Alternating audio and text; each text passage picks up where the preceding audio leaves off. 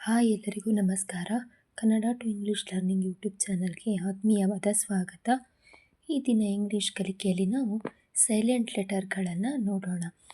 English ಭಾಷೆಯಲ್ಲಿ ಕೆಲವು ಅಕ್ಷರಗಳು ಉಚ್ಚಾರವಾಗೋದಿಲ್ಲ. ಅಂಥ ಪದಗಳನ್ನು ಸೈಲೆಂಟ್ ಲೆಟರ್ ಅಂತ ಹೇಳಿ ಕರಿತೇವೆ. ಅದರಲ್ಲಿ ಮೊದಲನೇ ಸ್ವರವೇ ಸೈಲೆಂಟ್ ಆಗಿರುವಂಥ ಶಬ್ದಗಳು ಯಾವುವು ಅಂತ ನೋಡೋಣ. ನ್ಯಾಟ್ ಅಂದರೆ ಯುದ್ಧ ವಿಮಾನ, ಅದರಲ್ಲಿ ಜಿ ಸೈಲೆಂಟ್ ಆಗಿದೆ. HONOUR ಇದನ್ನು ನಾವು ಕೆಲವೊಮ್ಮೆ ಹಾನರ್ ಅಂತ ಓದ್ತೀವಿ, ಆದರೆ ನಿಜವಾಗಿ ಅದನ್ನು ಪ್ರೊನೌನ್ಸಿಯೇಷನ್ ಆನರ್. ಇಲ್ಲಿ ಹೆಚ್ ಸೈಲೆಂಟ್ ಆಗಿರುತ್ತೆ. ಆನರ್ ಅಂತಂದರೆ ಸನ್ಮಾನ. HOUR ಅವರ್, ಗಂಟೆ. WRITE ರೈಟ್, ಬರೆಯುವುದು. ಹೈನ ಉಚ್ಚಾರಣೆ ಹೈ, ರೇಟ್ನ ಉಚ್ಚಾರಣೆ ರೈಟ್. ಇದೇ ರೀತಿ ಕೆಳಗಿನ ಶಬ್ದಗಳನ್ನು ಉಚ್ಚರಿಸಿ.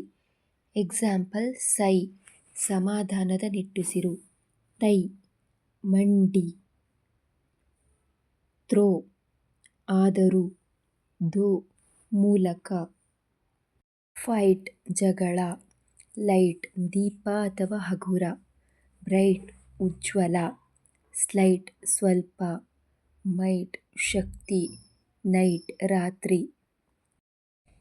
ಟೈಟ್, ಇದರ ಅರ್ಥ ಬಿಗಿ. ಫ್ರೈಟ್, ದಿಗಿಲು. ಫ್ಲೈಟ್ ಅಂದರೆ ವಿಮಾನ. ಡಿಲೈಟ್ ಅಂದರೆ ಆನಂದ. ನೈಟ್ ಅಂದರೆ ಸೈನಿಕ. ಸೈಟ್ ಅಂದರೆ ದೃಷ್ಟಿ. ಈ ಎಲ್ಲ ಶಬ್ದಗಳಲ್ಲಿ ಒಂದೇ ಸಮ ಸೈಲೆಂಟ್ ಆಗಿರುವ 2 ಅಕ್ಷರಗಳು ಇವೆ.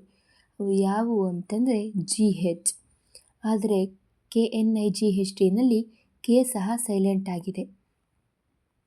ಕೆಳಗೆ ಕೊಟ್ಟಿರುವ ಪಟ್ಟಿಗಳಲ್ಲಿ ಯಾವ ಯಾವ ಅಕ್ಷರಕ್ಕೆ ಉಚ್ಚಾರಣೆ ಇಲ್ಲ ಎಂಬುದನ್ನು ನೋಡಿ ಕಲಿತುಕೊಳ್ಳೋಣ.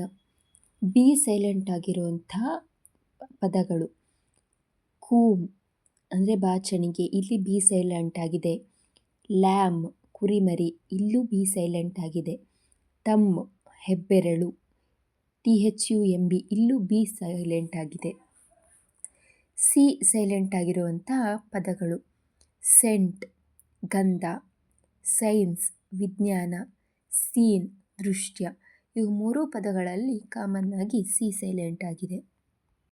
ಜಿ ಸೈಲೆಂಟ್ ಆಗಿರುವಂತಹ ಪದಗಳು: ಸೈನ್, ಡಿಸೈನ್, ರಿಸೈನ್.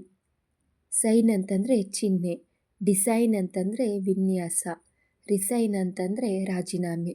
ಇವು 3ರಲ್ಲೂ ಕಾಮನ್ ಆಗಿ ಜಿ ಸೈಲೆಂಟ್ ಆಗಿದೆ. ಹೆಚ್ ಸೈಲೆಂಟ್ ಆಗಿರುವಂತಹ ಪದಗಳು: HONOUR honour. HOUR hour. THOMAS Thomas. Honour ಅಂತಂದರೆ ಗೌರವ. ಅವರ್, ಗಂಟೆ. ಥಾಮಸ್, ಇದು ಒಂದು ವ್ಯಕ್ತಿಯ ಹೆಸರು. ಇದಿಷ್ಟರಲ್ಲಿ ಕಾಮನ್ ಆಗಿ ಹೆಚ್ ಸೈಲೆಂಟ್ ಆಗಿದೆ. ಇದೇ ರೀತಿ ಇನ್ನೂ ಅನೇಕ ಹೆಚ್ ಸೈಲೆಂಟ್ ಆಗಿರೋ ಪದಗಳನ್ನು ನೋಡ್ಬೋದು. ಜಿ ಸೈಲೆಂಟ್ ಆಗಿರುವಂಥ ಪದಗಳು: ಸೈನ್, ಚಿಹ್ನೆ. ಡಿಸೈನ್, ವಿನ್ಯಾಸ. ರಿಸೈನ್, ರಾಜೀನಾಮೆ. ಇವು 3 ಪದಗಳಲ್ಲಿ ಕಾಮನ್ ಆಗಿ ಜಿ ಸೈಲೆಂಟ್ ಆಗಿದೆ. ಹೆಚ್ ಸೈಲೆಂಟ್ ಆಗಿರೋ ಪದಗಳು: HONOUR ಆನರ್ ಅಂದರೆ ಸನ್ಮಾನ. HOUR ಅವರ್, ಗಂಟೆ. THOMAS ಥಾಮಸ್ ಅಂದರೆ ವ್ಯಕ್ತಿಯ ಹೆಸರು. ಇವು 3ರಲ್ಲೂ ಕಾಮನ್ ಆಗಿ ಹೆಚ್ ಸೈಲೆಂಟ್ ಆಗಿದೆ. ಕೆ ಸೈಲೆಂಟ್ ಆಗಿರುವಂಥ ಪದಗಳು: KNOCK ನಾಕ್. KNIFE knife. KNOT not. ನಾಕ್ ಅಂದರೆ ಬಡಿ ಅಥವಾ ತಟ್ಟುವುದು. ನೈಫ್ ಅಂದರೆ ಚಾಕು. ನಾಟ್ ಅಂದರೆ ಗಂಟು. ಇವಿಷ್ಟರಲ್ಲೂ ಕಾಮನ್ ಆಗಿ ಕೆ ಸೈಲೆಂಟ್ ಆಗಿದೆ. ಎಲ್ ಸೈಲೆಂಟ್ ಆಗಿರುವಂಥ ಪದಗಳು: PALM ಪಾಮ್ ಅಂದರೆ ಅಂಗೈ. CALM ಕಾಮ್ ಅಂದರೆ ಶಾಂತವಾಗಿರು. HALF ಹಾಫ್ ಅಂದರೆ ಅರ್ಧ. ಇದಿಷ್ಟರಲ್ಲೂ ಎಲ್ ಸೈಲೆಂಟ್ ಆಗಿದೆ. ಎನ್ ಸೈಲೆಂಟ್ ಆಗಿರುವಂಥ ಪದಗಳು: AUTUNM MN ಆಟಮ್ ಅಂದರೆ ಶರತ್ಕಾಲ. HYMN ಹೈಮ್ ಅಂದರೆ ಸ್ತೋತ್ರ. COLUMN ಕಾಲಮ್ ಅಂದರೆ ಸ್ತಂಭ. ಇವು 3 ಪದಗಳಲ್ಲಿ ಎನ್ ಸೈಲೆಂಟ್ ಆಗಿದೆ. ಟಿ ಸೈಲೆಂಟ್ ಆಗಿರುವಂಥ ಪದಗಳು: HASTEN ಹೇಸನ್ ಅಂದರೆ ತ್ವರಿತಗೊಳಿಸು. LISTEN ಲಿಸನ್ ಅಂದರೆ ಕೇಳು, OFTEN ಆಫನ್ ಅಂದರೆ ಆಗಾಗ. ಇವಿಷ್ಟರಲ್ಲಿ ಟಿ ಸೈಲೆಂಟ್ ಆಗಿದೆ. ಯು ಲೆಟರ್ ಸೈಲೆಂಟ್ ಆಗಿರುವಂಥ ಪದಗಳು GUARD ಗಾರ್ಡ್ ಅಂದರೆ ಕಾವಲುಗಾರ, GUESS ಗೆಸ್ ಅಂದರೆ ಊಹಿಸು, GUEST ಗೆಸ್ಟ್ ಅಂದರೆ ಅತಿಥಿ. ಇವು ಮೂರು ಪದಗಳಲ್ಲಿ ಕಾಮನ್ ಆಗಿ ಜಿ ಸೈಲೆಂಟ್ ಆಗಿದೆ. W ಸೈಲೆಂಟ್ ಆಗಿರುವಂಥ ಪದಗಳು WRONG ರಾಂಗ್ ಅಂದರೆ ತಪ್ಪು, ANSWER ಆನ್ಸರ್ ಅಂದರೆ ಉತ್ತರ, SWORD ಸೋರ್ಡ್ ಅಂದರೆ ಖಡ್ಗ. ಇವಿಷ್ಟು ಪದಗಳಲ್ಲಿ ಕಾಮನ್ ಆಗಿ W ಸೈಲೆಂಟ್ ಆಗಿದೆ. ಮೇಲೆ ಕೊಟ್ಟಿರುವಂತಹ ಪದಗಳಲ್ಲಿ ಉಚ್ಚಾರಣೆಯನ್ನು ಮಾಡಿ ಯಾವ ಯಾವ ಅಕ್ಷರ ಸೈಲೆಂಟ್ ಆಗಿದೆ ಅಂತ ನೋಡೋಣ ಬನ್ನಿ.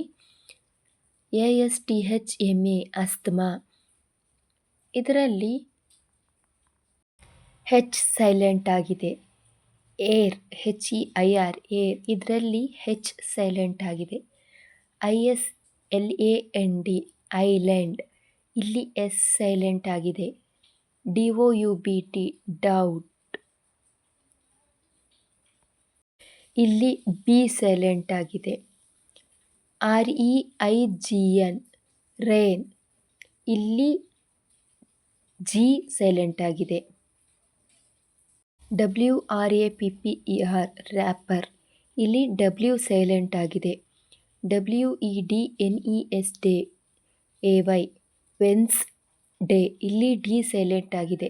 ಇಂತಹ ಇನ್ನೂ ಅನೇಕ ಪದಗಳಿದೆ, ಅವುಗಳನ್ನು ತೆಗೆದುಕೊಂಡು ಉಚ್ಚಾರಣೆ ಮಾಡಿ. ಇವಿಷ್ಟು ಸೈಲೆಂಟ್ ಲೆಟರ್ಗಳಿಗೆ ಸಂಬಂಧಪಟ್ಟಂತಹ ಮಾಹಿತಿ. ಇವತ್ತಿನ ಈ ವಿಡಿಯೋ ನಿಮಗೆ ಇಷ್ಟ ಆಗಿದೆ ಅಂತ ಹೇಳಿದ್ರೆ ನಮ್ಮ ಚಾನಲ್ನ ಲೈಕ್ ಮಾಡಿ, ಶೇರ್ ಮಾಡಿ ಹಾಗೂ ಸಬ್ಸ್ಕ್ರೈಬ್ ಮಾಡಿ. ಧನ್ಯವಾದಗಳು.